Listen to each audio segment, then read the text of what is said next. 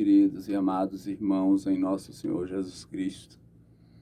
Graça e paz vos sejam dadas da parte de Deus, nosso Pai. Meus irmãos, estamos hoje na quinta-feira. Quinta-feira, na liturgia católica, é sempre um dia dedicado à adoração, ao Santíssimo Sacramento, festejarmos a Santa Eucaristia, instituída por nosso Senhor Jesus Cristo como alimento de nossas almas. A liturgia vai nos encaminhando pela orientação da palavra a conhecermos o nosso Salvador, Jesus Cristo. E a leitura desses dias são leituras extraídas do livro de Samuel, que nos contou a história do próprio Samuel como profeta e do povo naquela definição entre a transição do período dos juízes para o período do primeiro reinado, no caso o reinado que antecedeu ao de Davi, o reinado de Saul. Pela parte do Evangelho, Nosso Senhor se encontra com aquele leproso e que significava uma pessoa excluída da sociedade, do convívio.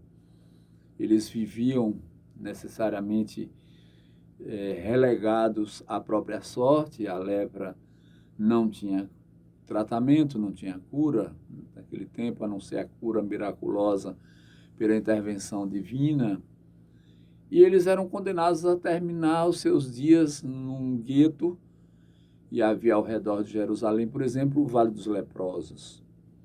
Fora isso, nas outras cidades, eles iam se abrigar em grutas, em palhoças, onde eles se arrumavam para conviver.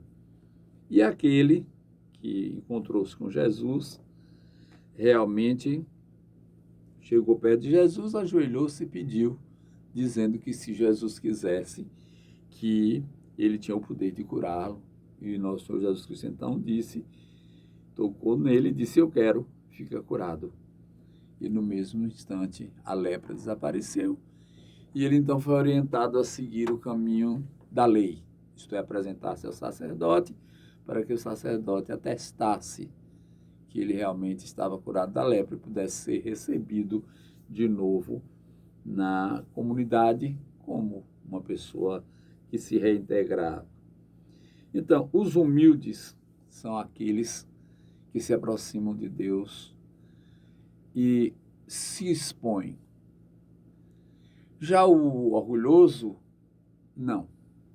O orgulhoso, ele se prevalece do que tem, dos seus bens pessoais e, consequentemente, se arroga ao que não é. É preciso que nós nos situemos na nossa pequenez, tendo consciência de que não valemos pelo que temos. Esta é a grande confusão da época. As pessoas se acham valorosas porque têm algumas migalhas e fazem prevalecer a sua vida sobre a das outras pessoas em função deste ter. E aí humilham, desdenham, menosprezam, excluem. Isto acontece em todos os segmentos sociais, inclusive dentro das nossas igrejas. Há aqueles que desdenham pelo vestuário, há aqueles que desdenham pela aparência física, há aqueles que desdenham pela pouca cultura. São várias as formas de você encontrar um meio de diminuir o outro. Jesus acolheu os humildes. Jesus conviveu com eles. Jesus foi seguido por pessoas da baixa sociedade. Os grandes da sociedade que se aproximavam dele, se aproximavam no intuito de confundi-lo, de comprometê-lo, de desdenhar. Já os pobres encontravam em Jesus esperança, pois eram ouvidos nas suas queixas, eram entendidos nas suas dores E, consequentemente, por conta disso, um passava para o outro a notícia e eles, naturalmente, que se aproximavam dele e encontravam a resposta.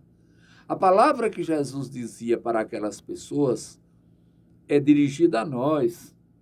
Hoje, esta palavra, no sentido de nos aproximar de Deus.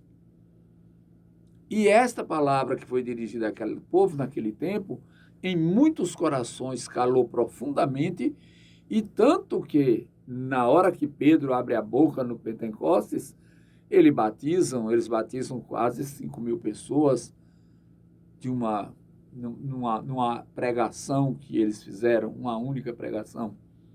E as grandes multidões que acorriam para ouvi-los e seguir o novo ensinamento da verdade, como eles espalharam a igreja por todo aquele Oriente.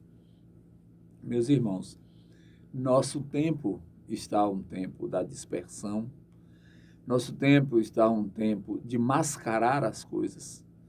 É o tempo da hipocrisia, é o tempo da mentira.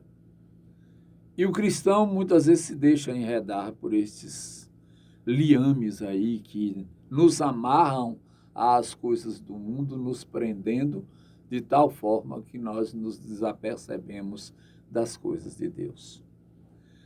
Os tentáculos do demônio, através dos ismos, comunismo, relativismo, etc., têm procurado atingir principalmente a nossa juventude e a família. Os nossos jovens estão perturbados de tal forma que eles já são confusos por conta da necessidade de afirmação da sua personalidade, mais confusos se tornam diante do emaranhado de ensinamentos que são colocados à sua frente para que eles se decidam.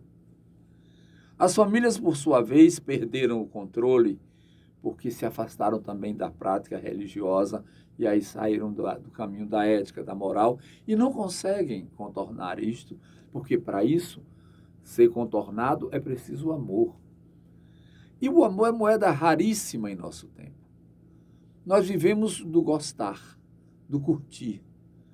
E necessariamente no curtir e no gostar, não se encontra a base de desenvolvimento para a coisa que ultrapasse o nosso limite humano. E aí vem aquela palavrinha que a gente sempre repete aqui, o transcender. Então, é preciso que o cristão católico se redirecione, se coloque como aquele pobre leproso diante de Jesus e diga, Senhor, se quiseres, tu podes me salvar. Jesus vai dizer, eu quero. Vai lhe tocar, vai lhe libertar dos seus pecados, vai lhe ajudar a vencer suas amarras, desvencilhar-se das amarras e vai, naturalmente, lhe permitir continuar caminhando de pé rumo à salvação. Mas é preciso abrir o coração. E se não abrirmos o coração, não encontraremos o sentido da vida. Este universo imenso, este mundo todo que está aí ao nosso redor, é o universo do reino de Deus que está dentro de nós. E se nós não o encontrarmos dentro de nós não vamos encontrá-lo em lugar nenhum. Eu costumo dizer que amor não se compra em shopping. Necessariamente também o sentido da vida não está no ter, está no ser. E ser filho de Deus exige de nós o amor a Deus e o amor ao próximo. Ou praticamos desta forma ou não encontramos o sentido da vida. Então, nós estamos aqui na caminhada do tempo comum, que vai nos levar direto ao tempo da Quaresma, que começa na quarta-feira de cinzas. Ao chegarmos lá, teremos um período de reflexões sobre o arrependimento, sobre penitência, sobre a consolidação do mistério da redenção.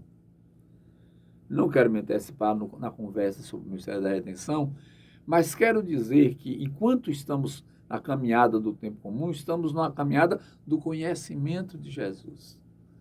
Pelos milagres que ele praticou, pelos ensinamentos que ele ministrou, pela sua palavra dita para confortar os desanimados, aos tristes, trazendo a eles a alegria e a esperança, esta palavra chega até nós.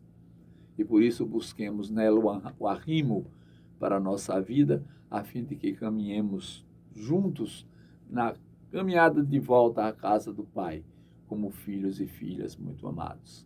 E desça sobre nós a bênção do Deus Todo-Poderoso, Pai, Filho e o Espírito Santo.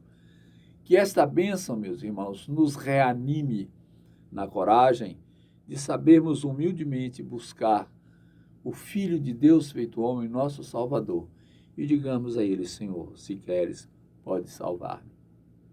Vamos em paz.